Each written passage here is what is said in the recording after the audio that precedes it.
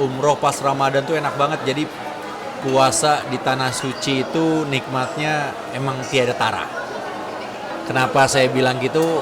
Karena kita bisa berbuka puasa dengan ribuan orang dari berbagai macam negara, dari berbagai macam belahan dunia lainnya, dan kita makan dan minum minuman yang sama, makanan yang sama, cuma kurma padahal, tapi airnya air zam-zam. Itu dia nikmatnya. Jadi kurma dan air zam-zam tuh udah nikmat banget. Dan kebetulan saya paling suka kalau buka puasa di Madinah ataupun di Mekah, itu saya sukanya di luar, di pelatarannya, karena saya masih bisa melihat langit yang akan berubah dari terang ke gelap. Transisi langit berubah warna itu yang menurut saya indah banget sambil mendengarkan azan. Pengalaman banget buat saya dan juga Ririn. Kalau Ririn udah beberapa kali puasa di tanah suci. Kalau saya baru pertama kali sambil umroh. Oh iya, itu kan bukan salah satu.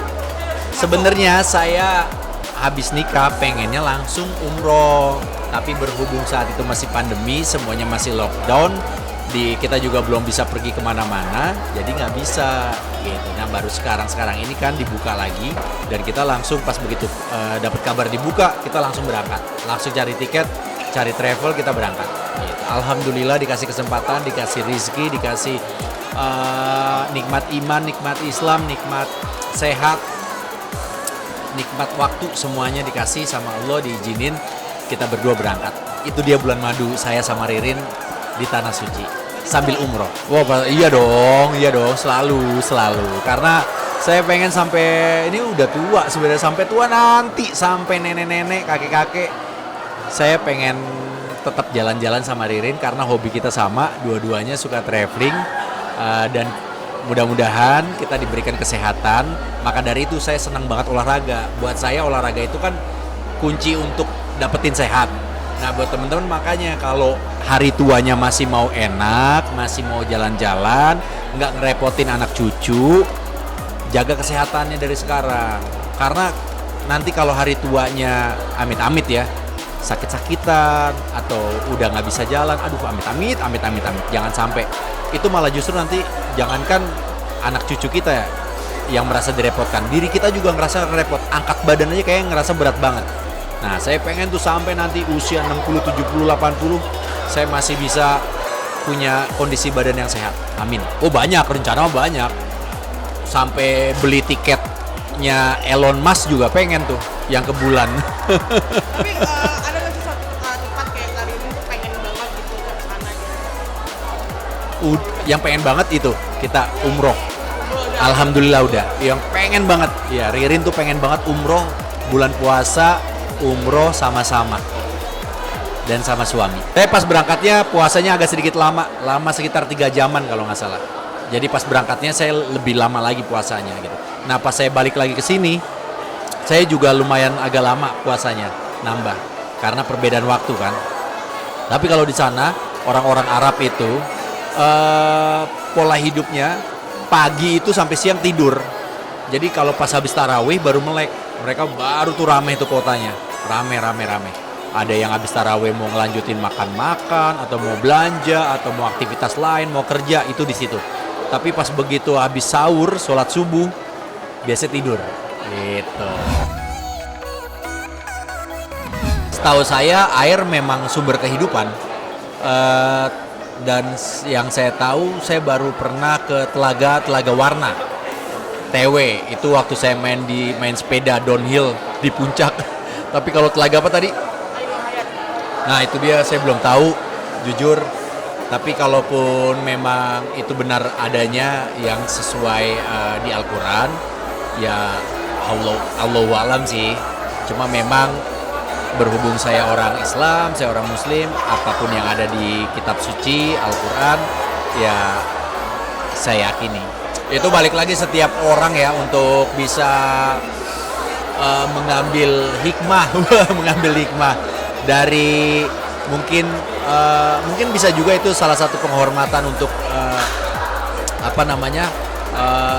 tempat wisata yang ada di situ, atau mungkin tempat-tempat ziarah Tapi yang jelas yaitu balik lagi pilihan buat setiap orang untuk bisa entah itu keyakinan, entah itu apa namanya penghormatan. Ya kalau masih misteri ya itu dia. Berarti kan belum ada yang tahu.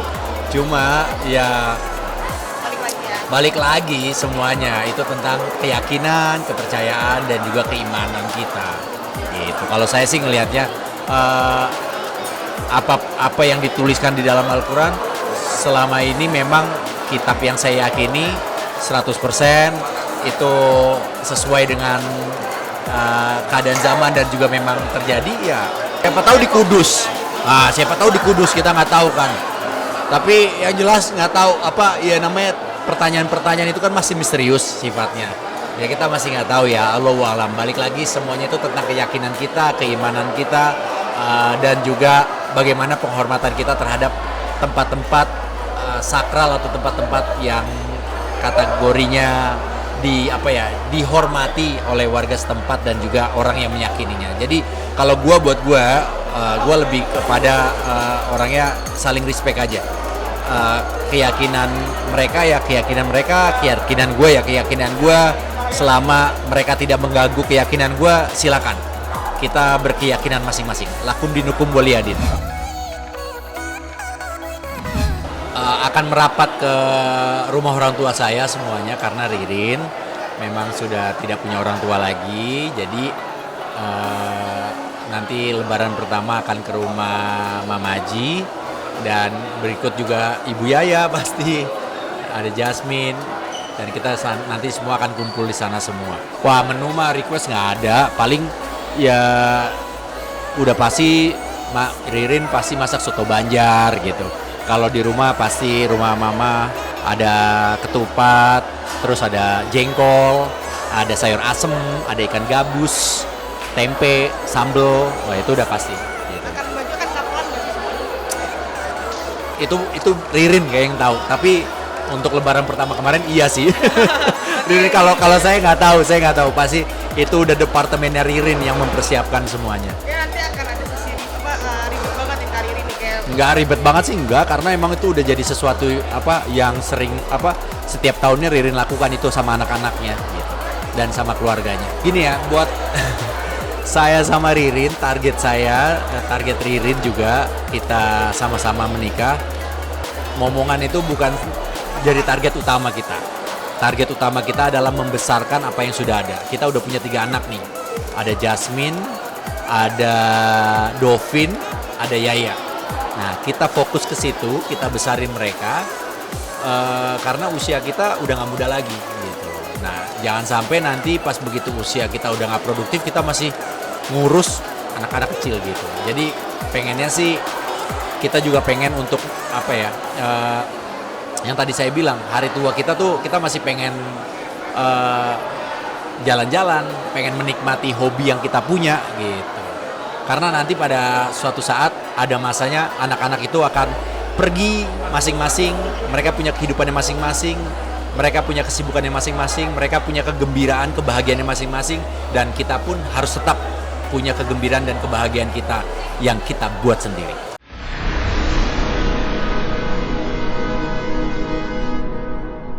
Jadi jangan lupa untuk subscribe Cumi Cumi.